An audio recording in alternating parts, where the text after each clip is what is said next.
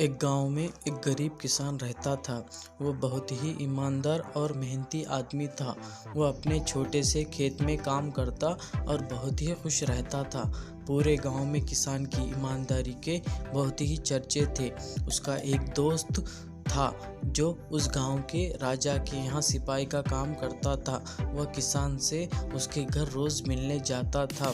एक बार राजा ने अपने दरबार में एक ऐलान किया कि उसके बगीचे में काम करने वाला एक अच्छा सा कारीगर चाहिए जो उसके बगीचे के पेड़ पौधों और फूलों का ध्यान रख सके।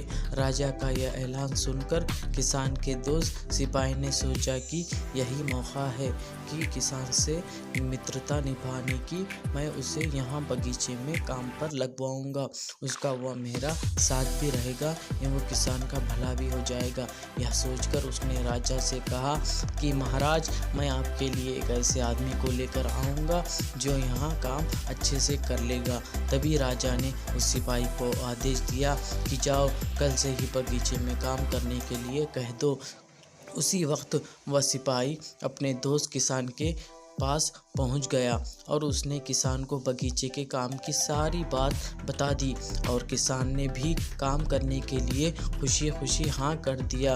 अगले ही दिन अपने दोस्त के साथ राजमहल पहुंच गया। सिपाही उसे राजा के सामने लेकर गया और राजा ने उस किसान को बगीचे की पूरी देखभाल का काम सौंप दिया। राजा ने कहा, तुम अगर पूरी ईमानदारी के साथ काम करोगे तो तुम्हें 50 सोने की मुद्राएं हर महीने दूंगा।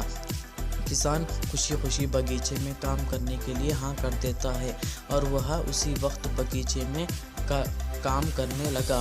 किसान बगीचे में बहुत दिल लगाकर काम कर रहा था। कुछ दिन बीत गए। किसान ने बगीचे को बहुत सुंदर व हरा भरा बना दिया। राजा को उसका काम बहुत पसंद आ गया। एक दिन किसान बगीचे में कुछ खुदाई कर रहा था तो उसने ज़मीन के नीचे कुछ महसूस किया।